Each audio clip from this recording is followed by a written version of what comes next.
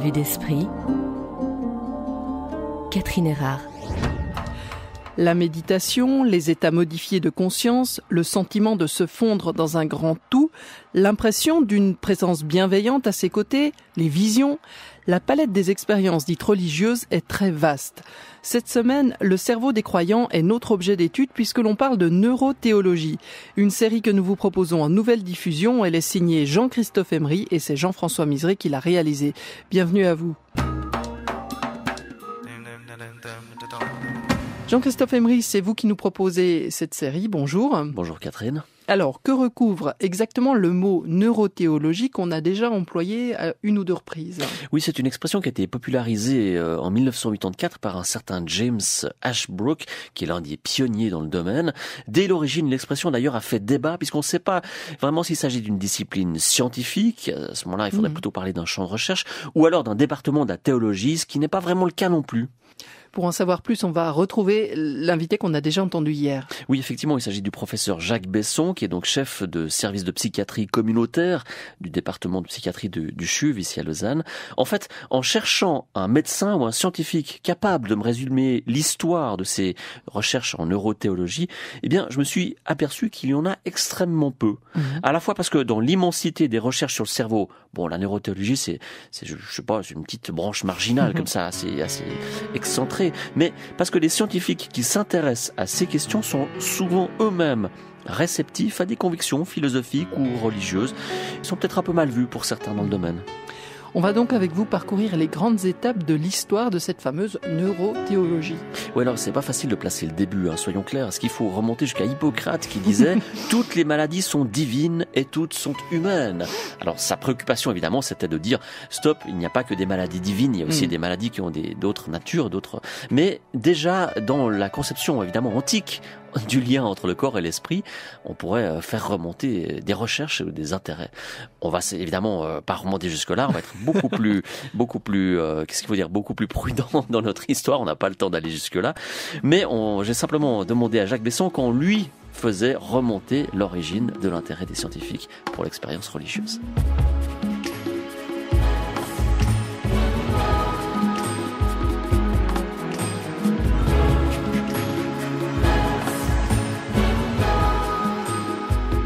Il faut la faire remonter à la fin du 19e siècle avec la naissance de la psychologie de la religion avec William James aux États-Unis. Il a écrit un bouquin qui était un best-seller qui s'appelait The Varieties of Religious Experience, dans lequel il a décrit toute une série d'états de conscience modifiés, on dirait aujourd'hui, qui sont liés à la religion, à la spiritualité, au christianisme américain. Et c'est dans le fond le fondateur de la psychologie de la religion. Mais là, on est dans une approche qui vient des sciences humaines, de la psychologie, et non pas une approche qui vient du monde médical. Évidemment, on n'avait pas les moyens d'aborder de manière neuroscientifique les questions psychologiques. Néanmoins, elles avaient été abordées de manière scientifique avec une phénoménologie, une observation rigoureuse des phénomènes qui donnait une grande valeur aux observations de William James qui font encore autorité aujourd'hui. Alors on est obligé de faire un saut dans le temps assez important puisque c'est quand même autour des années 60 et 70 que se développe un certain nombre de recherches beaucoup plus pointues sur le cerveau qui nous donnent des idées nettement plus précises de ce qui peut s'y passer. Oui, alors dans l'après-guerre, c'est les travaux de neuropsychologie qui permettent de mieux définir la neuroanatomie fonctionnelle du cerveau autour de la chirurgie de l'épilepsie. Dans le fond, les neurochirurgiens se sont encouragés à opérer les cerveaux des patients qui avaient des foyers épileptogènes. Ça a permis de mieux connaître la géographie de l'écorce cérébrale. Et puis, il y a certaines opérations d'épilepsie qui ont été nécessaires pour soigner les malades, qui ont donné des résultats intéressants. On peut évoquer les travaux de Monsieur Sperry, qui était un neurochirurgien qui séparait l'hémisphère gauche de l'hémisphère droite pour éviter que l'épilepsie se généralise dans le cerveau avec des crises très graves pour les malades. Et alors, les patients qui avaient ce qu'on appelait un split brain, donc le cerveau séparé, les deux hémisphères qui ne se parlaient plus, ont été analysés très soigneusement par toute une série de scientifiques. Et le premier qui s'est intéressé, dans le fond, à la neuropsychologie du cerveau religieux, c'est un certain Gazzaniga, En 1970, il a fait un papier sur la dominance hémisphérique où il montrait comment, dans le fond, le cerveau donnait des interprétations du monde aberrantes quand le cerveau était, disons, séparé en deux hémisphères. L'hémisphère droit donne toutes sortes d'interprétations qui sont évidemment décollées de la réalité de ce que pouvait dire le cerveau gauche. Donc, c'est les premiers travaux qui montrent que la question de la religion est vraiment bien concernée par les questions de dominance hémisphérique. Alors là, on est dans les années 70, c'est aussi les années un peu post-68 hard, où on imagine qu'il y a des expériences qui se sont faites peut-être avec des psychotropes. Oui, alors on arrive vers les années 80, où c'est la grande mode des états de conscience modifiés. Alors, il y a beaucoup de gens qui s'intéressent à la phénoménologie de nouveau, de l'extase, de la transe, de l'effet placebo. Et il y a des observations bien faites qui montrent que, dans le fond, on a plusieurs états de conscience, un peu comme des disquettes, et qu'on peut switcher de l'une à l'autre. Et ça intéresse beaucoup de gens d'aller regarder les chamans, et puis aussi l'effet, évidemment, des drogues, et par exemple, des drogues psychédéliques comme le LSD. Et il y a des récits, évidemment, d'états de conscience modifiés, induits ou non par des substances, qui essayent d'investiguer un petit peu ce qui se passe dans les états spirituels, religieux et mystiques. Mais là, on n'en est pas encore au niveau de l'imagerie, parce que c'est quelque chose qui va venir par la suite, qui est encore pas complètement développé. Comment est-ce qu'on appréhende ces phénomènes? Est-ce qu'on les comprend d'un point de vue très subjectif de la personne qui traverse et qui vit et qui ressent et qui parle? C'est de l'observation clinique? Qu'est-ce que c'est? Oui, lors de la bonne clinique rigoureuse avec des critères, des questionnaires standardisés, des patients qui sont comparables, des gens qui retranscrivent leurs observations, c'est donc de la bonne clinique qui a été faite à l'époque, qui était accompagnée aussi avec des travaux d'électroencéphalographie. Là, on avait déjà de léger et de très bonne qualité dans les années 80-90.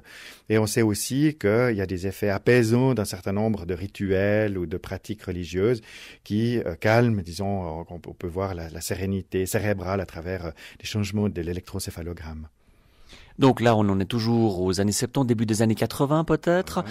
Quand est-ce qu'on peut situer le début j'aimerais faire allusion aux expériences de Newberg, mais d'un intérêt vraiment renouvelé qui vient de la Californie entre autres, pour la question de la méditation qui va devenir peut-être un peu le pivot de cette recherche.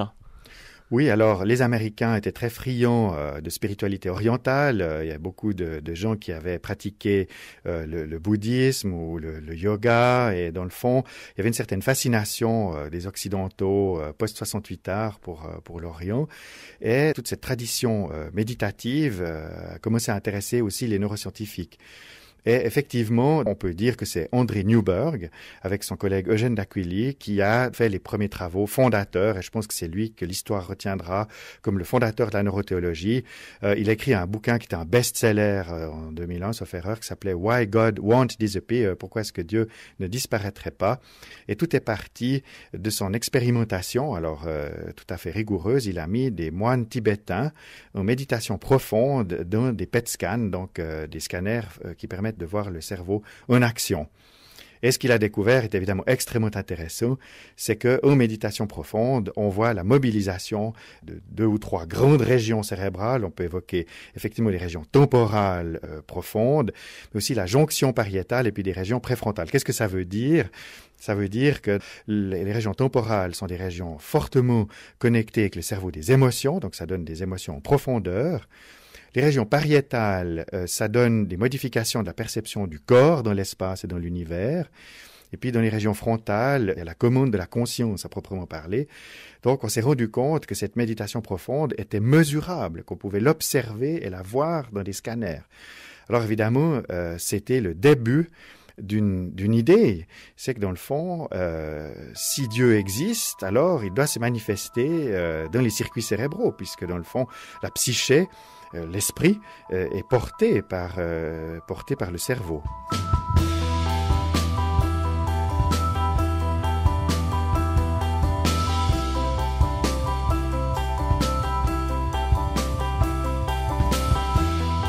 Alors là, on a des expériences qui sont d'une certaine manière fondatrices. Après, ça va générer toute une palette d'intérêts de la part de la communauté scientifique pour observer ce qui se passe dans le cerveau. L'imagerie se développe aussi.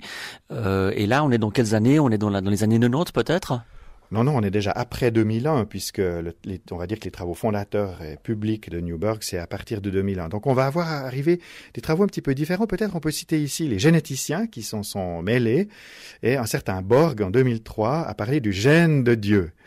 Alors évidemment, c'était un scoop, parce que dans des études de génétique, il a pu montrer que des populations qui étaient légèrement déficientes dans leur capacité d'exprimer la sérotonine, on va en faire court.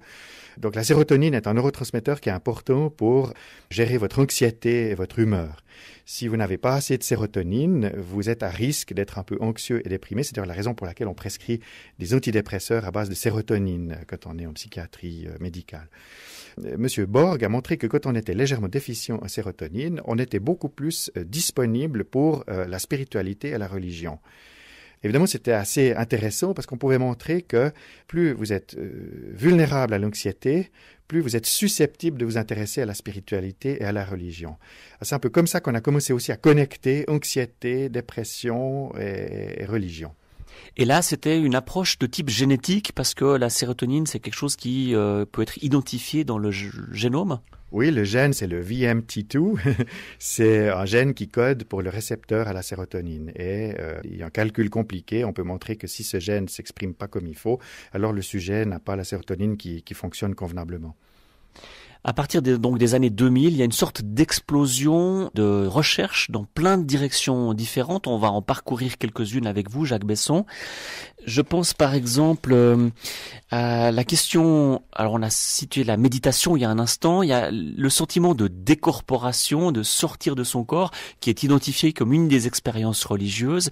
Il y a des chercheurs qui ont travaillé là-dessus. Qu'est-ce qu'on a pu identifier ? Alors, ces travaux proviennent de la fascination qu'exercent depuis aussi la fin des années 80 les travaux du docteur Moody sur la near-death experience, les expériences de mort imminente. Et dans le fond, le rêve des neuroscientifiques, évidemment, c'est de montrer que l'expérience de mort imminente est un problème de circuiterie et de câblage cérébral quand le cerveau souffre ou va s'éteindre. Et alors, beaucoup de gens se sont intéressés à certains éléments de la near-death experience, pas à tous, mais surtout à la question de sortir de son corps. Et des chercheurs, et on a la chance à Lausanne d'avoir un de ces chercheurs, c'est M. Olaf Blanke de l'EPFL, qui a pu montrer, et il a publié ça dans Nature en 2002, qu'on pouvait provoquer de ces expériences hors du corps en stimulant une région temporale à droite, gyrus angulaire, voilà. Et alors, évidemment, beaucoup de gens ont dit, la messe est dite. La near-death experience, c'est une histoire de cerveau qui se modifie quand il est en souffrance biologique. Mais évidemment, ça n'est pas si simple parce que il y a une thèse qui vient d'être faite à Lausanne sur l'histoire de la near-death experience et montre que dans le fond, il y a des récits beaucoup plus complexes. Et dans le fond, aujourd'hui, il y a toute une série de chercheurs qui continuent à investiguer. Il y a même des gens qui ont mis des signes dans les salles d'opération que les gens ne peuvent pas voir pour être sûrs que quand ils reviendront, ils auront pu voir des choses qu'ils n'avaient pas pu voir. Vous voyez, on est encore dans une période préhistorique de la neurothéologie pour les expériences de mort imminente. Mais ça reste quand même un carrefour assez fascinant, puisqu'il faut un cerveau pour faire un esprit, mais ça suffit pas. Parce que pour faire un esprit, il faut aussi un corps, et on sait qu'il y a beaucoup d'informations qui viennent des organes viscéraux, qui passent par le cerveau, des émotions, l'hypothalamus, etc. Et puis pour faire un esprit, il faut des relations, il faut un langage, il faut une culture. Donc, assimiler l'esprit au cerveau, c'est encore à très courte vue.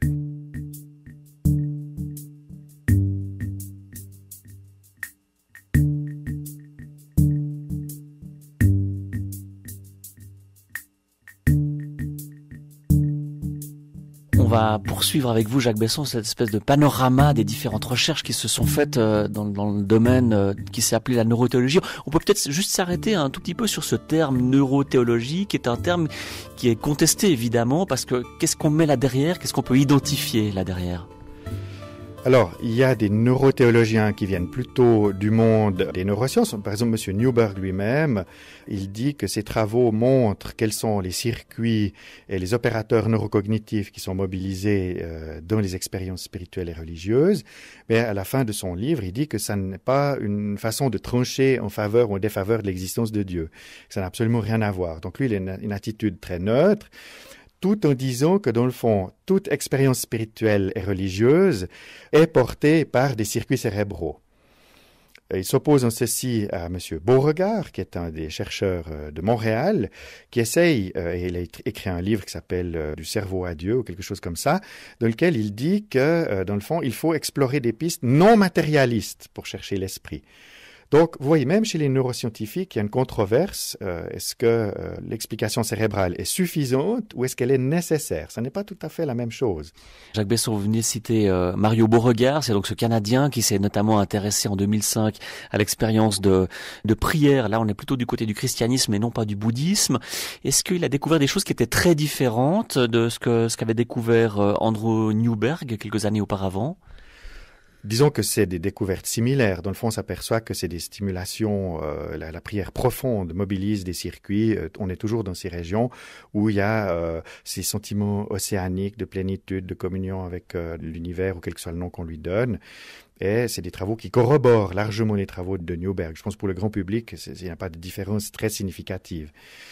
Disons, ce que M. Beauregard essaye de dire, c'est que toute la question religieuse n'est que des circuits cérébraux est une forme de réductionnisme et il propose qu'il y a un peu de modestie chez les neuroscientifiques et qu'ils acceptent qu'il y a peut-être des hypothèses d'un autre ordre qui font qu'il y a peut-être des choses qu'on ne connaît pas et qui sont au-delà de ce qu'on peut mesurer aujourd'hui, et d'où l'idée que la science devrait rester neutre sur la question de la spiritualité et de la religion, ne devrait pas prendre parti pour le matérialisme, mais laisser un espace potentiel pour des mystères et des choses que l'on ne connaît pas encore. J'aimerais en venir aux expériences sur l'épilepsie et puis au casque de Dieu de Michael Persinger. Qu'est-ce que vous pouvez nous dire à propos de lobe temporal droite? Là, on a peut-être besoin de comprendre une ou deux choses.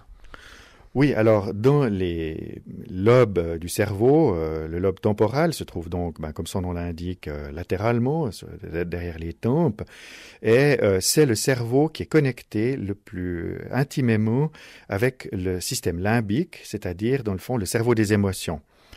Et ce cerveau des émotions est lui-même responsable du contrôle neurovégétatif, donc la commande, disons, du corps, du système neurovégétatif, de la commande des émotions à travers les émotions viscérales, etc. Donc le lobe temporal est un lobe extrêmement important pour le vécu expérientiel. On n'apprend pas la danse dans les livres. Donc le lobe temporal, c'est ce lobe qui va nous faire nous sentir dans l'expérience et va nous faire prendre au sérieux ce qu'on va percevoir. Donc du coup, quand vous avez une épilepsie, c'est-à-dire un foyer de neurones malades qui décharge dans ce lobe temporal, vous allez prendre au sérieux les expériences que ces neurones déchargent. On peut donner comme exemple, c'est assez connu, les rapports de patients qui prétendent avoir été enlevés par des extraterrestres. Alors, ils racontent qu'ils ont été enlevés par un extraterrestre, qu'ils étaient dans une soucoupe volante, etc., etc. Puis ils reviennent, ils se réveillent et puis ils racontent que c'était ça. Et nous avons de bonnes raisons de penser que là, il y a un cas très typique d'épilepsie du lobe temporal. Alors évidemment, la question, c'est de savoir jusqu'où on est dans l'épilepsie du lobe temporal et à partir de quand on est dans l'expérience mystique qui mobilise des activités temporales. Et là, il y a de nouveau une controverse. Il y a des livres américains qui disent, par exemple, que Saint Paul, sur le chemin de Damas, n'est-ce pas, il était un pharisien qui persécutait les chrétiens. Et puis, tout d'un coup, boum, il tombe de son cheval, il voit une grande lumière, il est aveuglé. Et dans le fond, il y a beaucoup de réductionnistes, neurologues, neuroscientifiques, qui disent, voilà, il a fait une grosse épilepsie temporale. D'ailleurs, ça fait des dégâts dans le cerveau visuel. Et puis, voilà, il a mis 2-3 jours à s'en remettre. Et puis, dans le fond, depuis lors, il a eu des activités temporales qui sont d'ailleurs souvent connectés avec ce que les neuroscientifiques appellent l'hypergraphisme. Du coup, Saint Paul serait suspect d'avoir trop écrit, ce qui m'a fait rire, parce que c'est un réductionnisme évidemment assez forcené quand même. Voilà, pour être plus raisonnable, je crois qu'il faut être plus modeste. Je crois qu'on peut dire que, dans le fond, il y a des situations dans lesquelles les gens vivent des expériences mystiques, que ces expériences mystiques ne sont pas forcément pathologiques, que ça peut même contribuer à la santé mentale des gens. On a toute une revue de la littérature scientifique qui montre que d'avoir une spiritualité, c'est préventif et que ça contribue au rétablissement des maladies tant somatiques que psychiques. Donc, il ne faut pas tout mélanger. Et c'est ça qui est difficile dans un domaine aussi compliqué, c'est qu'il faut un débat interdisciplinaire quand même assez sérieux, avec des gens qui ont des compétences quand même, on va dire, importantes, tant dans le champ des neurosciences que dans le champ des sciences humaines. Et c'est un domaine émergent, donc ça va venir, on est au début. Je vais en rester à cette question de l'épilepsie. Ça a donné des idées notamment à Michael Persinger, qui a essayé de stimuler cette région-là pour produire et provoquer des expériences de type mystique. Racontez-nous ça, Jacques Besson. Oui, alors Monsieur Persinger, il a pris un casque pour aller en moto, et puis il a mis dedans des aimants qui produisaient des champs magnétiques. Et puis, comme c'était un monsieur très enthousiaste, il a appliqué son casque avec ses stimulations magnétiques sur les lobes temporaux des volontaires, des étudiants et des gens, et il observait leurs réactions, étant entendu que tout le monde savait qu'il s'agissait quand même un peu de parler de religion et de spiritualité. Alors, les premiers résultats ont été assez spectaculaires. Les gens disent « Ah oui, je sens des choses, oui, il y a quelque chose de bizarre, oui. » Effectivement, j'ai des sentiments mystiques et spirituels. Je me sens comme dans une église, ou je me sens comme s'il y avait une bougie allumée. Enfin, ce genre de choses. Ça a eu un succès considérable, parce qu'on dit, si on stimule les lobes temporaux, on peut stimuler le sentiment religieux, c'est extraordinaire. C'était donc bien la preuve que Dieu est dans le cerveau, et puis c'est un démasqué de la religion. Évidemment, il a fallu que des scientifiques sérieux s'occupent de ça derrière, et ça a été contesté une année ou deux plus tard par des équipes suédoises qui ont repris les travaux de Persinger et qui ont fait une étude en double aveugle. Et dans l'étude en double aveugle, on mettait le même casque à tout le monde, mais dans un cas, il était branché, et puis dans l'autre, il n'était pas branché, puis personne n'était au courant, ni le chercheur, ni le patient. Et alors, évidemment, vous imaginez bien que les résultats n'ont pas été reproductibles et que, dans le fond, il n'y avait pas de différence significative entre ceux qui avaient le casque non branché et ceux qui avaient le casque branché. Alors, c'était une controverse qui est loin d'être terminée parce que Persinger a toujours, dans le fond, contesté les travaux de l'équipe suédoise, mais il n'y a jamais eu d'étude qui a fait la synthèse finale pour mettre tout le monde d'accord. Mais pour moi, la chose est claire. Si on est dans un champ aussi controversé que la neurothéologie, il faut faire de la science extrêmement rigoureuse et on ne peut pas faire la moindre concession sur la méthodologie. Et si une équipe a fait une étude contrôlée, double aveugle, c'est elle qui a raison, point à la ligne. Alors précisément, quels sont aujourd'hui les champs de recherche qui sont parcourus sur cette discipline, ou est-ce qu'on essaye de pousser plus loin la compréhension du fonctionnement du cerveau en lien avec quelque chose qu'on pourrait identifier comme de l'expérience religieuse? Aujourd'hui, on a à peu près tous les lobes qui ont été investigués. Donc, on vient de parler du lobe temporal et du lobe pariétal pour les expériences hors du corps. Maintenant, il y a aussi l'aire de Wernicke, qui est une aire concernée par le langage. Et là, on s'est intéressé au parler en langue, à la glossolalie et ces choses-là. Donc, Oui. Ouais, c'est un phénomène qui est très pratiqué dans les groupes de type pentecôtisant ou charismatique, où une sorte de langage archaïque comme ça, qui passe pas par l'intellect et où on prononce des sons et des mots sans les avoir appris. Exactement, et on voit alors en imagerie cérébrale que ce sont des régions du langage justement proches du lobe temporal qui sont mobilisées dans cette activité-là. Donc c'est un langage émotionnel, si vous voulez, pour traduire ça en langage courant. On a bien sûr aussi, alors c'est plus récent, comme on a une imagerie plus performante, on peut voir des choses qui sont plus profondes et plus petites, notamment des noyaux qui sont sous-corticaux, donc en dessous de l'écorce cérébrale, plus au centre du cerveau. On peut évoquer l'amygdale, qui est un noyau extrêmement important, qui est une espèce de carrefour émotionnel. L'amygdale donne une valence émotionnelle à toutes les informations qui montent dans le cerveau et une valence émotionnelle à toutes les informations qui vont être exprimées. Donc l'amygdale est très mobilisée dans les expériences religieuses. Elle donne le sentiment d'extase, par exemple. Donc, quand quelqu'un vit l'extase, il le vit à travers l'amygdale. Mais aussi les sentiments de terreur religieuse. On sait aussi que des structures très archaïques comme l'hippocampe, qui est une petite structure, qui est une espèce de fichier qui permet de détecter les dangers, qui permet aussi de vous singulariser, de dire ça c'est vous, c'est pas vous. Il semble impliqué aussi dans le sentiment oneness, d'être unique. On a aussi l'hypothalamus, qui est une région inférieure du cerveau des émotions, qui est la commande des neurohormones. C'est là qu'il y a les peptides qui vont être diffusés dans le sang, par exemple, pour commander des réponses hormonales. On peut évoquer par exemple la réponse au stress. Et ça, c'est très intéressant parce que on voit que la neurothéologie commence à confiner à la gestion du stress. On s'aperçoit que la spiritualité et la religion aident à faire du coping et donc de gérer le stress. Et les derniers travaux concernent la psychoneuroimmunologie. Donc, on voit même que la spiritualité modifie la capacité de se défendre au niveau immunitaire et au niveau inflammatoire, que ça améliore la sécurité du corps par rapport aux agressions chimiques, biologiques externes. Donc, vous voyez, un domaine en pleine expansion qui va même jusqu'à maintenant au tronc cérébral, puisqu'il y a même des analyses de la formation réticulée, qui est une des régions du tronc cérébral qui s'occupe de gérer finalement les rythmes veille-sommeil et de gérer l'irruption des rêves.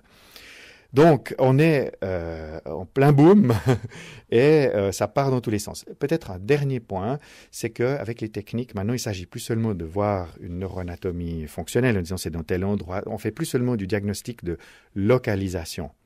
Ce qui est intéressant et nouveau, c'est que maintenant, on fait aussi de l'imagerie de circuits. On s'occupe plus seulement de dire, voilà, tel centre est dans tel endroit. On dit, mais comment ça marche quand ça danse, quand ça bouge? Et il y a même une étude récente qui a essayé de voir si c'était les mêmes circuits qui étaient mobilisés quand on priait Dieu ou si on s'adressait au Père Noël. Et c'est assez marrant parce que dans le fond, bien sûr, c'est pas les mêmes circuits, ça c'est pas une surprise. Les gens ne sont pas des andouilles et ils savent très bien à qui ils s'adressent. Et on peut voir dans le cerveau que c'est pas du tout les mêmes circuits qui sont mobilisés. Donc, vous voyez, on commence à avoir une analyse quand même très fine et ça va pas s'arrêter là. Il y a encore beaucoup de recherches dans le pipeline.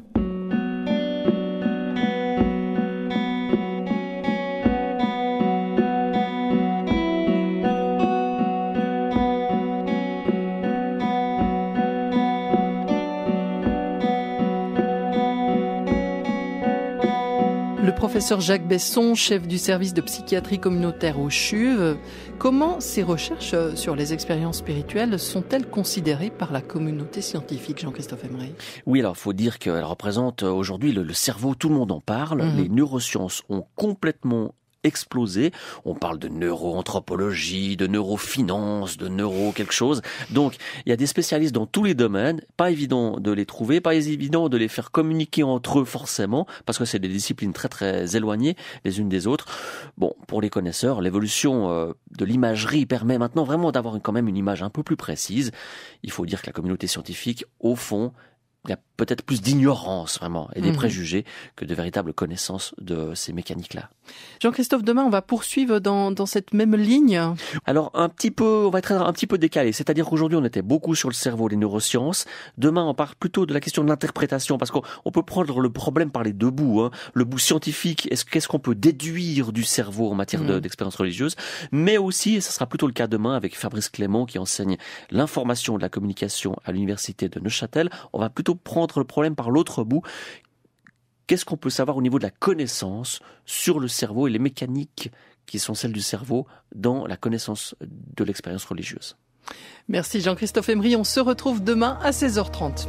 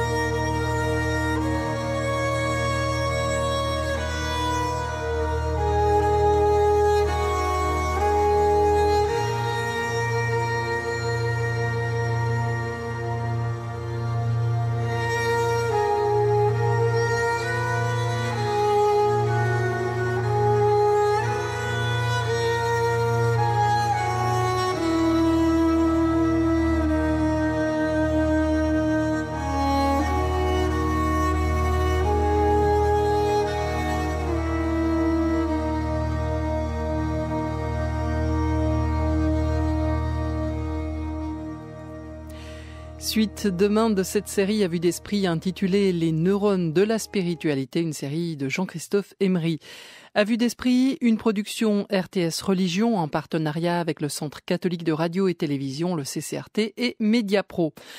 Après les informations, vous retrouvez Daniel Robella et d'un air entendu. Vous êtes à l'écoute d'Espace 2.